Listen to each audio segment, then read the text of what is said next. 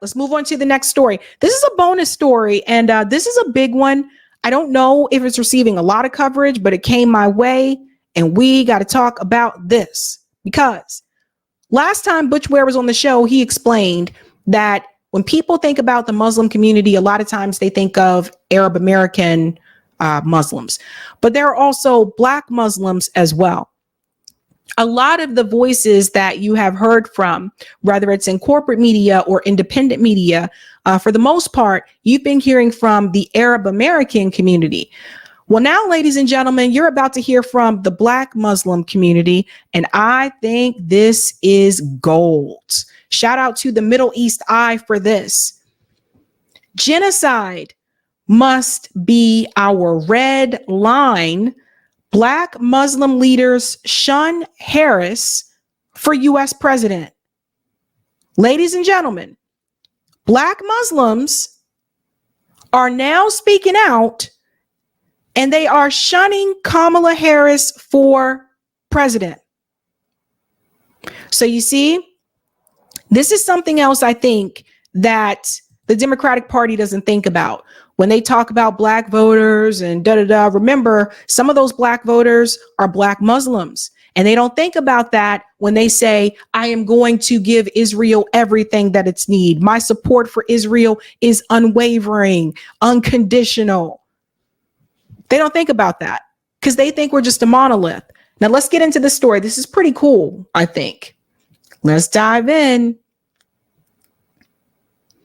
A group of 50 Black Muslim leaders have signed a statement urging Black and Muslim American voters to shun Democratic Vice President Kamala Harris in her bid for the White House and instead to back candidates who support a ceasefire in Gaza and an arms embargo on Israel. Guys, I think it's time for the music. Is it time for the music? Let's bring in the damn music.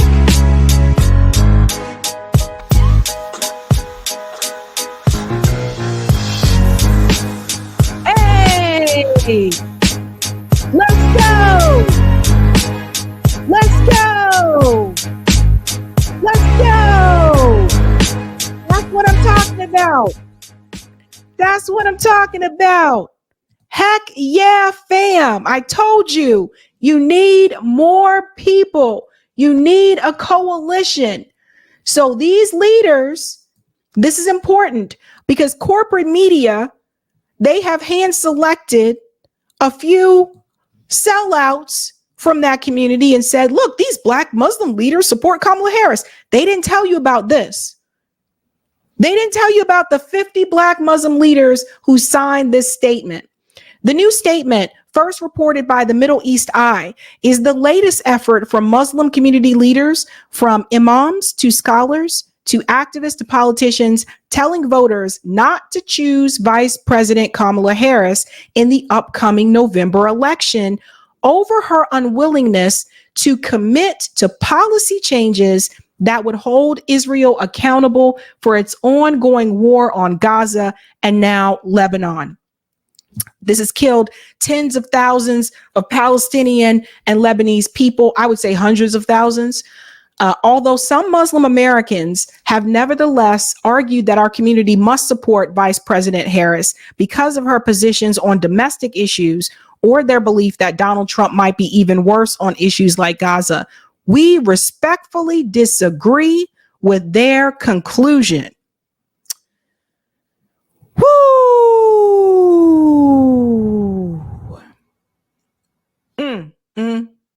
Sharon says Black Muslims are the new CCJ. We go. This is important. It goes on to say here, as Muslims obliged to uphold justice and as Black Americans whose ancestors experienced the worst of crimes, genocide must be our red line. It adds that we simply cannot support a candidate who participated in a genocide and now refuses to lay out any end to that genocide. So you see, they're not falling for it. They're not falling for it. Kamala Harris says, we must get a deal done. A deal is on the table. Wait, what does she do the thing with her hand? What's the thing with her hand that she does? We must get a deal done. A deal is on the table, and we have to put an end to this war. But let me be clear. My support for Israel is unwavering and unconditional. And I'm going to stand by that commitment, right? They're not falling for it. It goes on to say, the statement comes after a series of different statements and letters from leading figures of organizations in the wider Muslim American community were published in recent weeks endorsing or shunning candidates for the U.S. 2024 election. On September 20th, a coalition of Muslim organizations in the U.S. released a statement calling on voters to vote for candidates that both support a ceasefire in Gaza and an arms embargo against Israel. Let's continue on here. Just trying to go ahead. Sorry. Oh, I think I scrolled to the wrong thing. Here we go. Then on September 30th, dozens of imams from across the country signed a letter endorsing a call for Muslims to vote third party in the election, with the goal of sending the Democratic Party a message about their outrage over the Biden-Harris administration's steadfast support for Israel's war on Gaza. That letter has more than 130 signatories. So you see what I've been telling you guys before, right?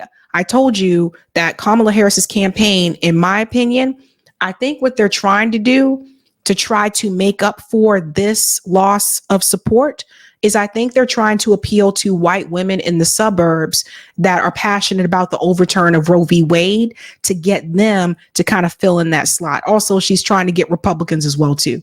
This campaign is all over the damn place.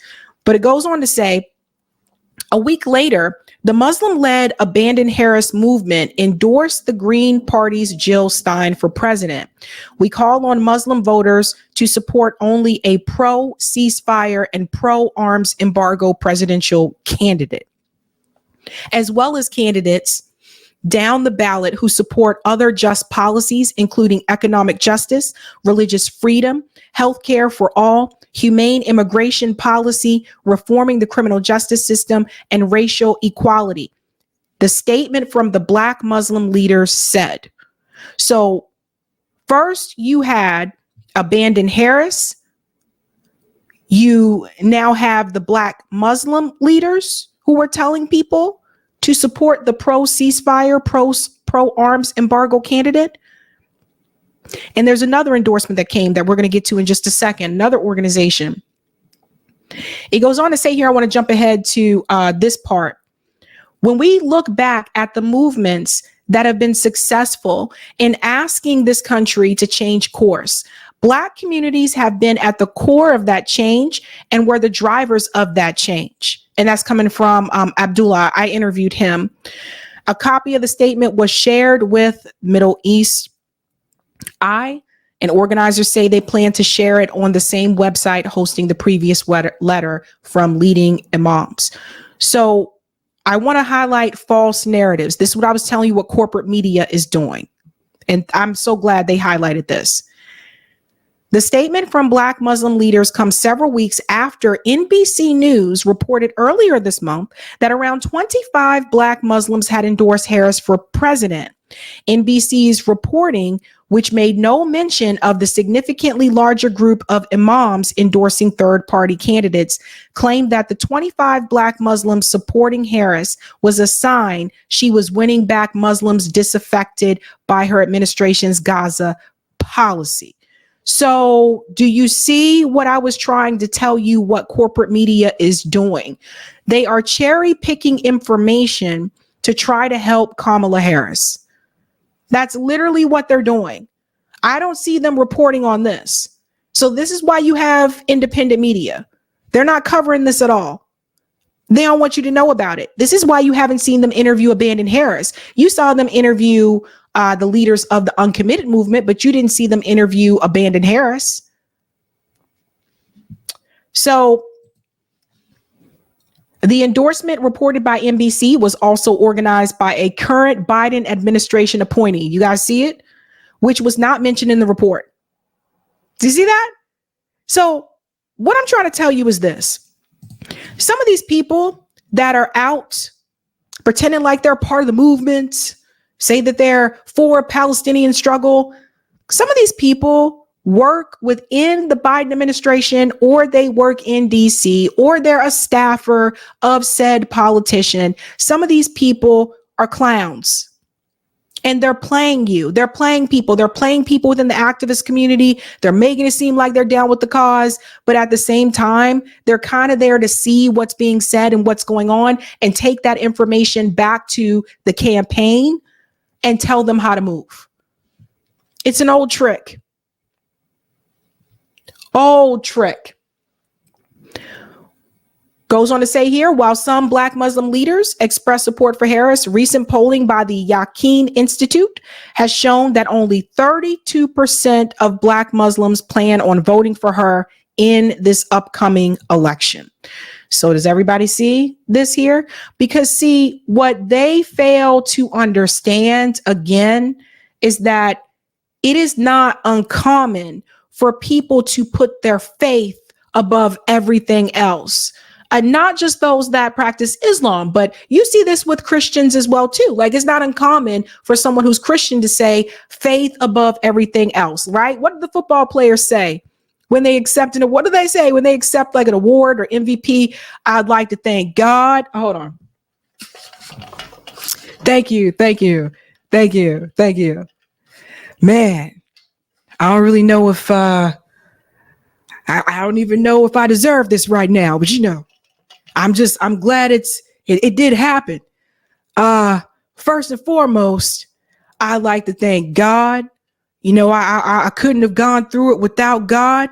And my mom's always next, by the way. Everybody know this is the mom come before dad. And my mom, you know, because my mom, she's a strong woman and she been holding it down. And my dad for teaching me how to throw my first football. And we gonna come back out next year. We gonna get one more of these. So yeah, it's not uncommon for people to put their faith above everything else.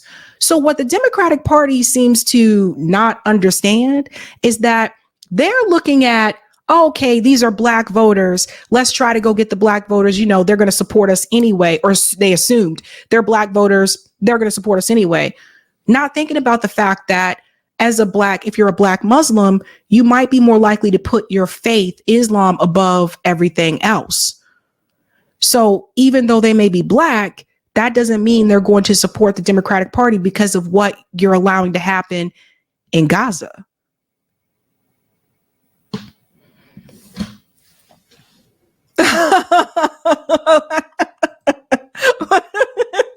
Skylar, I'm mad at the accuracy of that Black man acceptance speech. Football players, they say it this way, right? Can you tell I watch a lot of sports? They say it this way. Oh man. Yeah.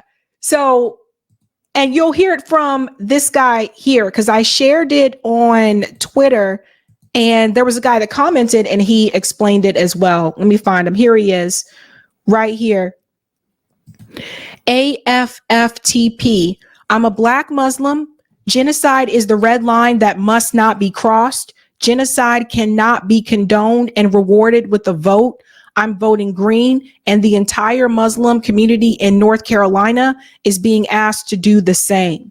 So this will be important because I can't cover this tonight, but listen. When I was at the gym earlier today, right? You know, they have TVs in the gym. On MSNBC, the numbers show that Kamala Harris is slipping in North Carolina. But you ain't hear that from me. But we'll talk about it Thursday. I got to get my data together. I'm going to get some numbers together. We'll talk about it. So that's North Carolina he's referring to. And then here, I thought this was interesting. This is the Muslim American Public Affairs Council. Remember, Jill Stein was endorsed by them. And up here it says, you know, the 2024 Triad Area Endorsement, and it lists right here. Actually, I'll come out to make it a little bit bigger. Sorry. There we go.